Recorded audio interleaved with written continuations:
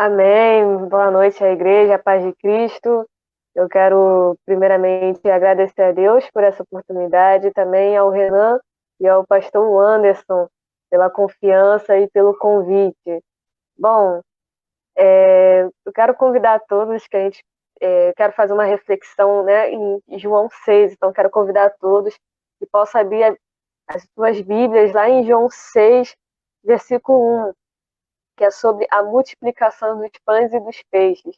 Eu botei como tema nessa mensagem o que Jesus nos ensina na multiplicação dos pães e dos peixes. E a gente vai ver alguns pontos aí. Então,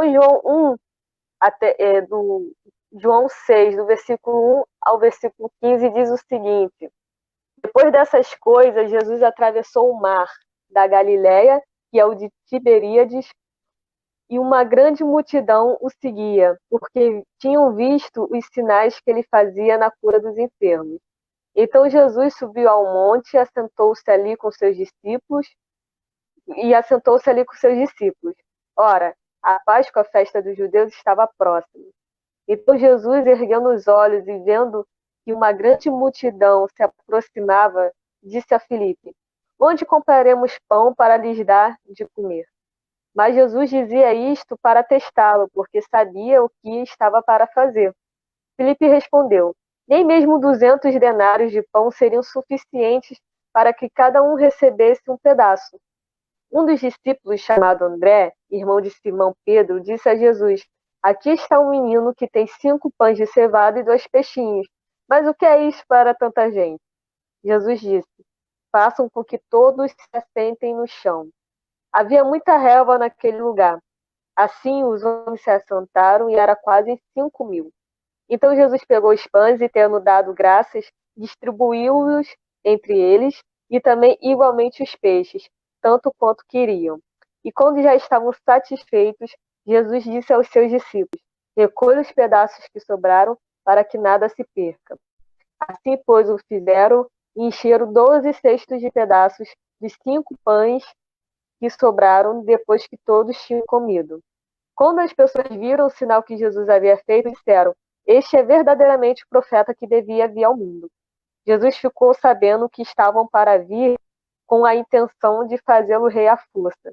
Então ele se retirou outra vez, sozinho, para o monte. Bom, a primeira coisa que a gente aprende aqui é que Jesus conhece as nossas necessidades. Jesus sabe tudo o que nós precisamos. Em Salmo 139, do versículo 1 ao 6, nós vemos uma declaração do salmista. Né? Ele fala que o Senhor sonda e o conhece o seu levantar, o seu deitar, e conhece até mesmo os seus pensamentos antes que venha à boca, antes que ele falasse alguma coisa, o Senhor já sabia. Então o Senhor conhece e sabe todas as nossas necessidades, tudo que nós precisamos. E por vezes nós julgamos precisar de coisas que nós não precisamos realmente. Mas Jesus, ele sabe exatamente o que de fato nós precisamos, o que é essencial que nós precisamos. Então, esse é o primeiro ponto que nós aprendemos. Jesus, irmãos, sabe tudo que nós precisamos. Jesus sabe exatamente tudo que você precisa. O segundo ponto que nós temos é o seguinte: ele testa aonde está firmada a nossa fé. Ele perguntou para Filipe, onde ele perguntou, né? Aonde compraremos pão para dar para essas pessoas de beber?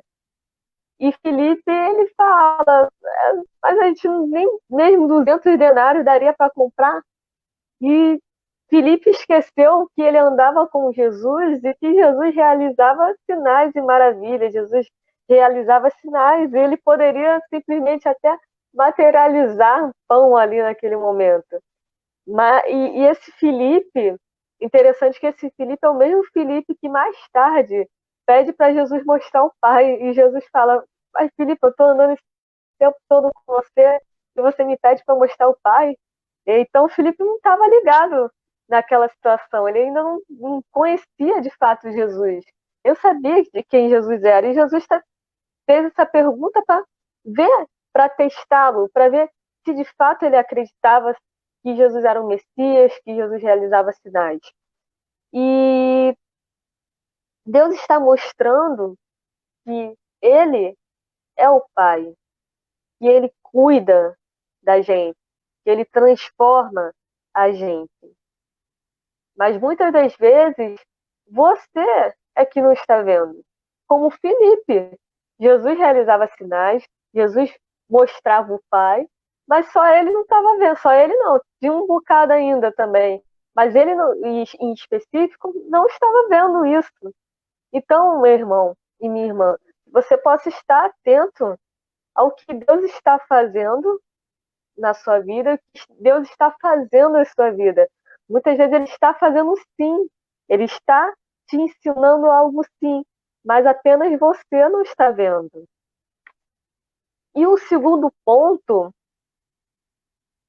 que eu quero trazer, lembrando que sobre Filipe ainda, lá em Tiago 1, versículo 2 ao 4, diz que a gente tenha grande motivo de alegria por passar por várias provações, sabendo que a provação da fé que nós temos produz em nós perseverança, e a perseverança deve ter ação completa para que vocês sejam perfeitos e íntegros, sem que nada lhes falte. Não fique triste, né? Filipe também não deveria ficar triste por causa que Jesus estava fazendo aquelas perguntas a ele, mas sim porque a aprovação, né, o teste da fé dele produziria nele perseverança. E em Romanos também, Romanos 5, do 3 ao 5, Paulo diz que se gloria nas tribulações, sabendo que a tribulação, novamente, produz perseverança, e a perseverança produz paciência, e a paciência produz esperança.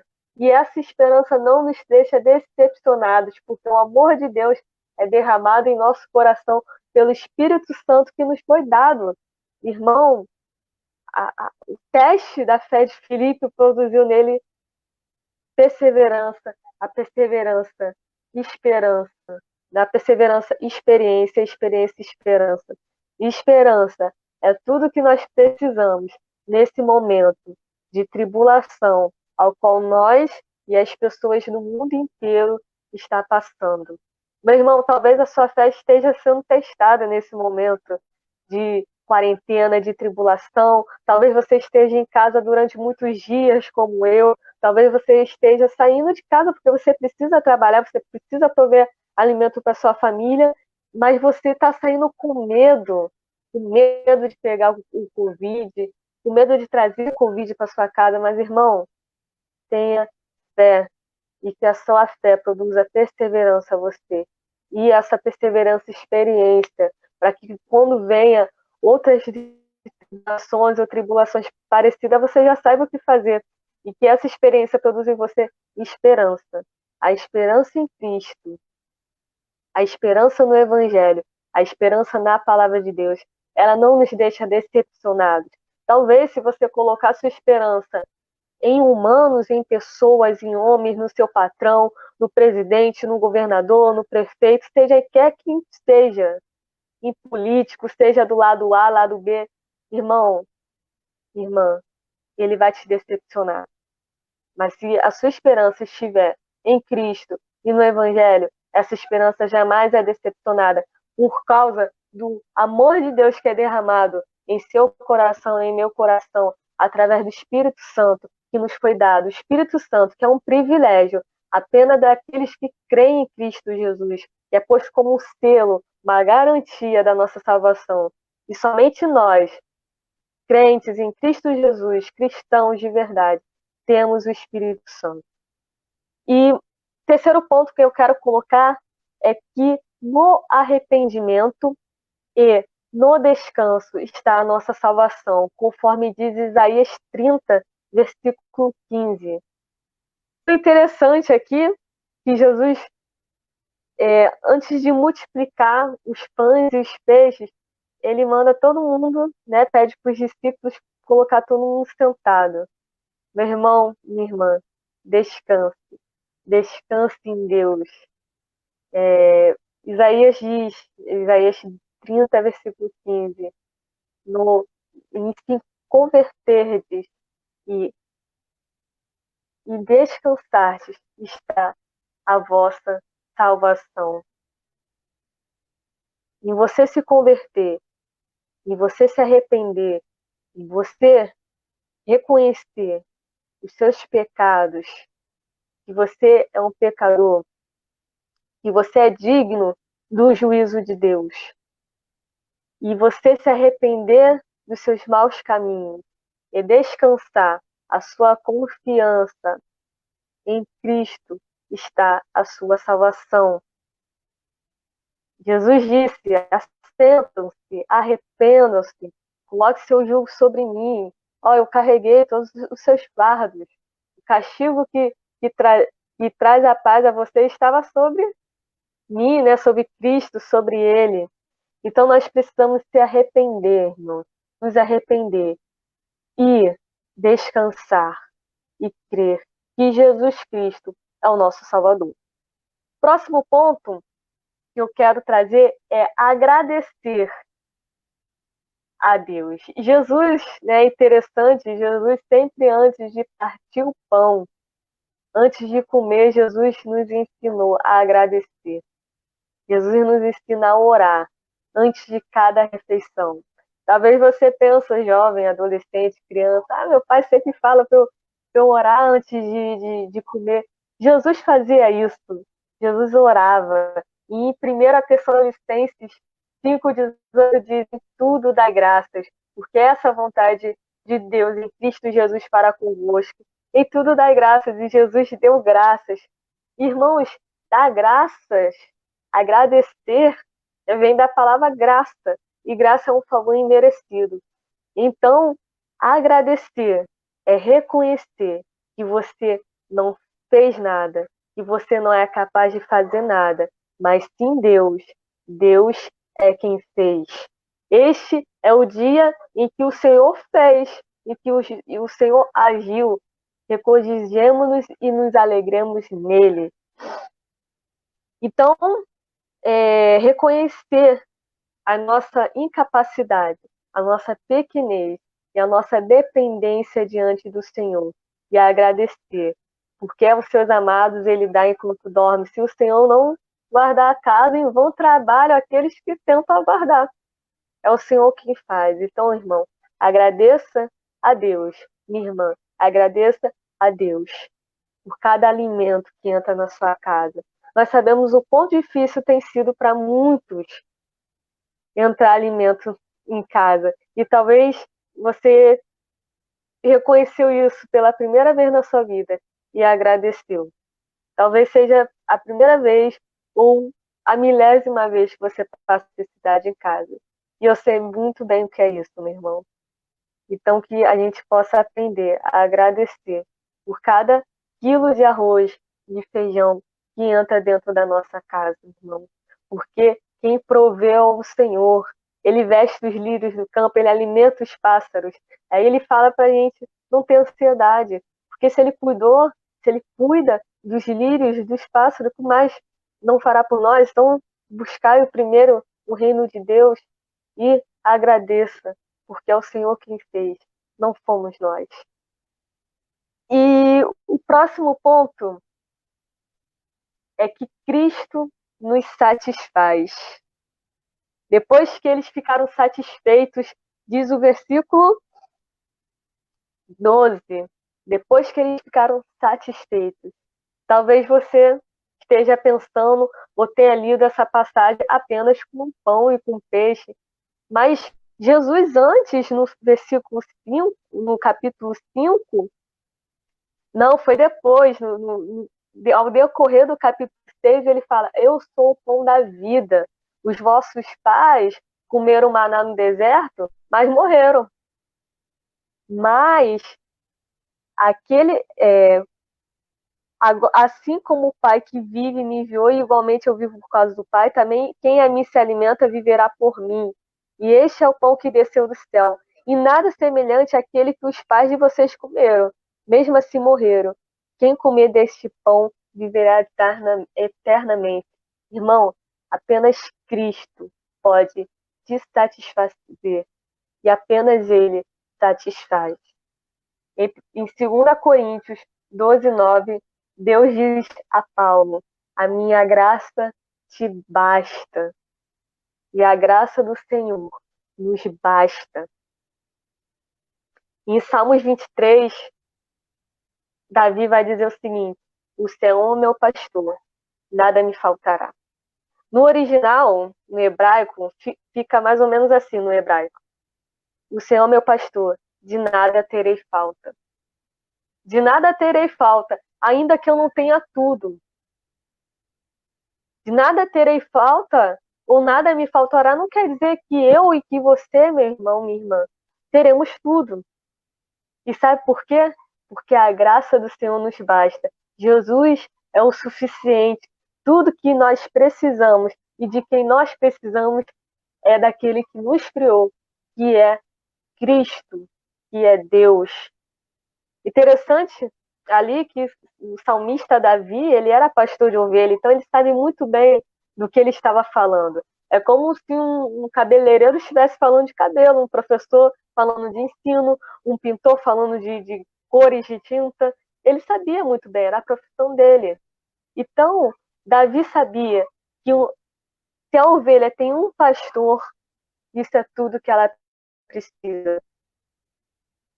Tudo que nós precisamos é de Deus.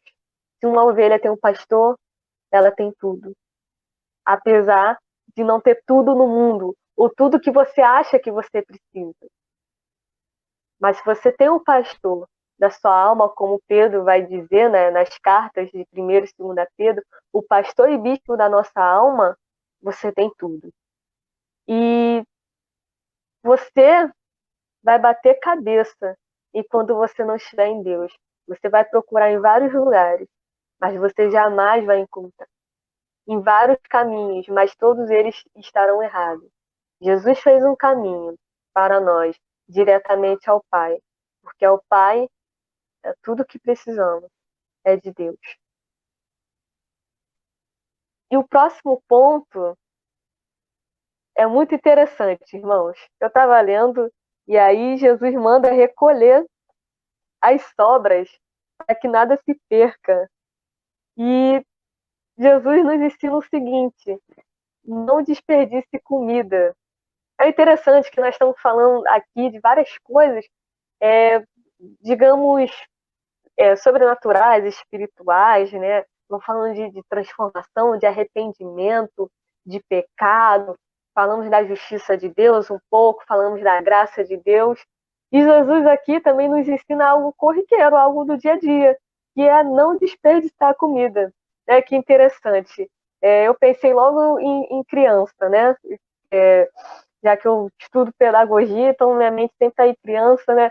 E eu pensei também muito, poxa, quando eu tiver filho, eu vou ensinar isso a eles, né? Jesus nos ensina várias coisas e coisas do dia a dia, mas isso também é para nós adultos, não é verdade? Não desperdice comida. Jesus não deixou que nada, que a comida não fosse jogada fora. Né? Jesus nos ensina isso. Jesus nos ensina a cuidar da natureza, a cuidar do nosso corpo. Coisas corriqueiras do dia a dia.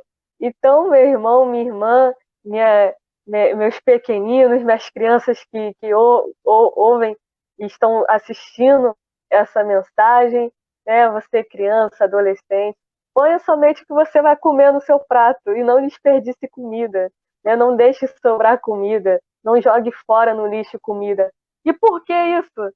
Porque Jesus não deixou. Né? Devemos ser imitadores de Cristo. Nós somos cristãos, pequenos cristos.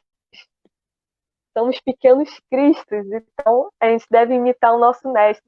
Então, não desperdice comida.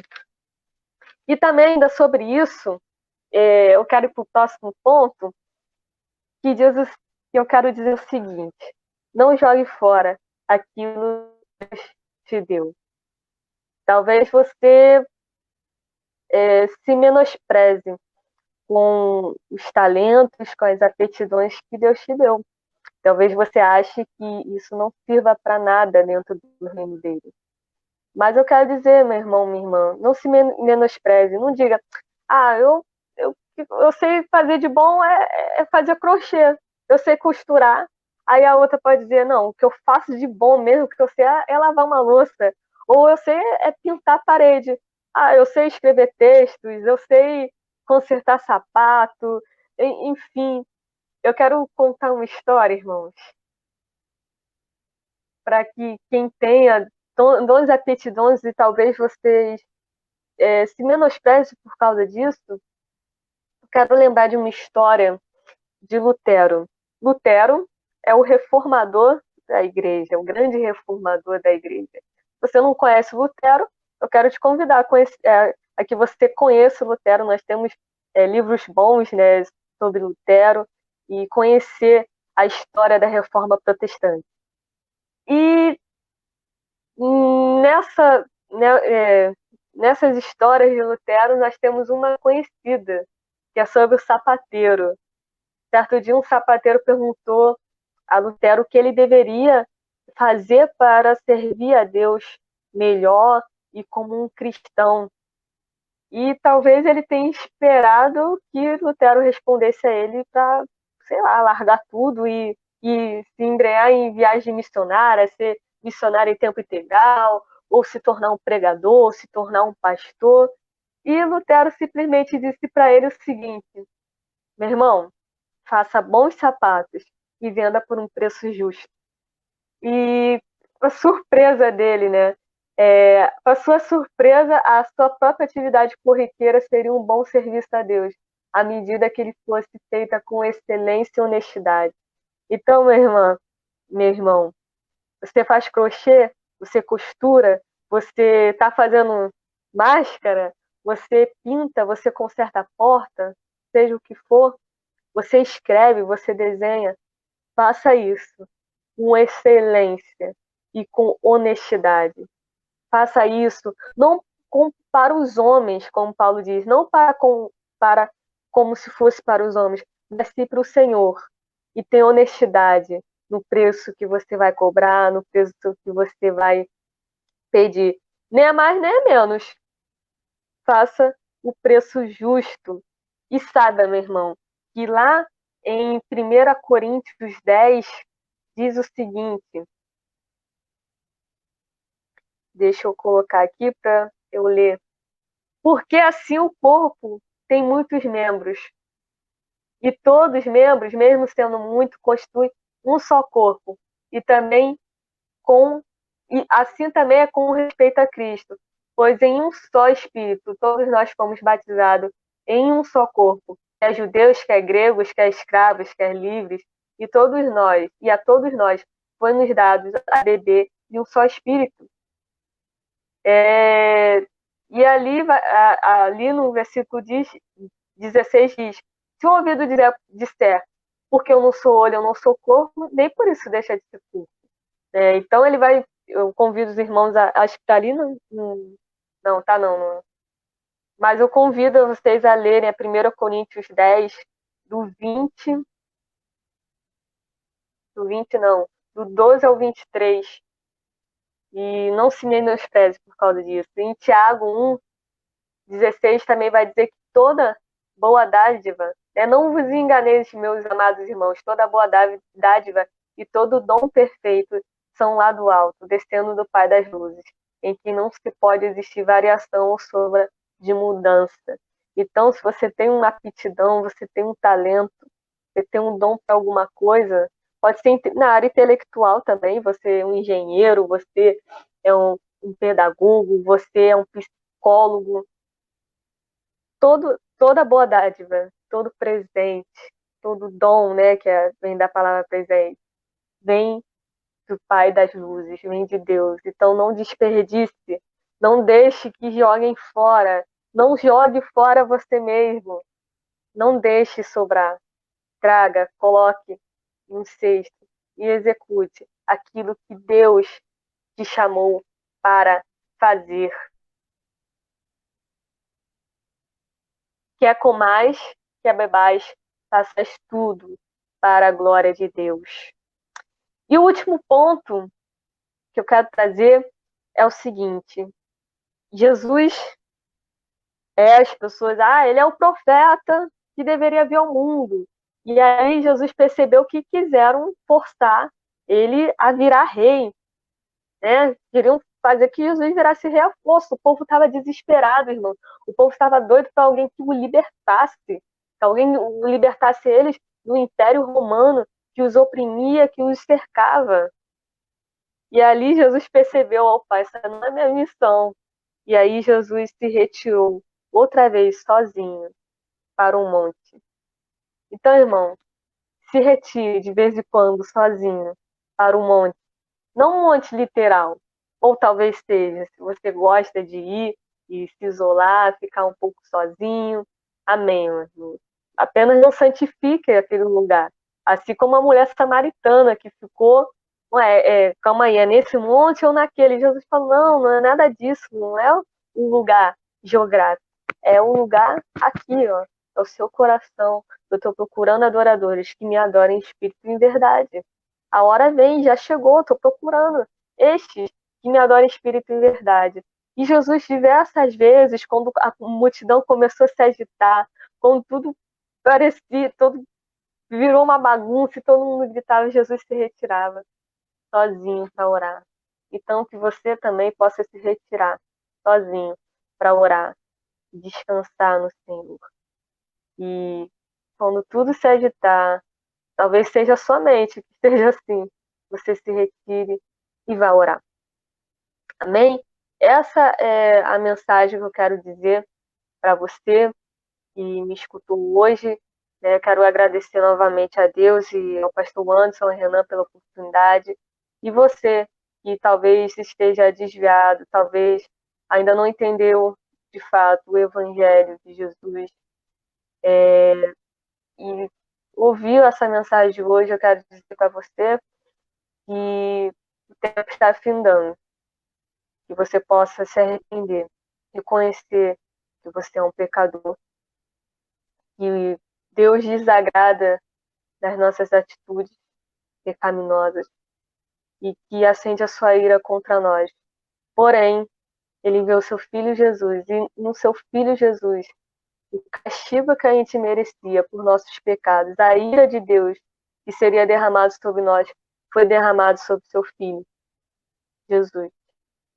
E todo aquele que se arrepende dos seus pecados e crê nele é salvo.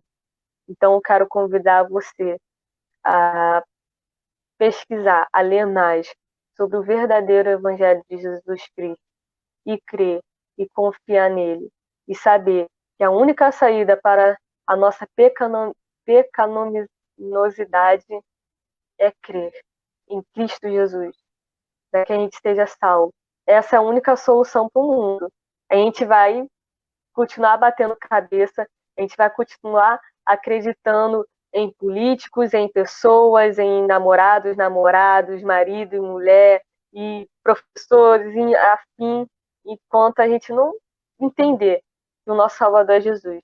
O único que nos salva do desespero de não ser salvo, da nossa busca por algo, por um sentido da vida, é Deus, é Cristo. Então, que você possa se arrepender e crer em Cristo. Amém? Agradeço a Deus pela oportunidade, primeiramente, e ao Renan e ao pastor Anderson pela oportunidade. E eu passo agora a palavra para o pastor Anderson.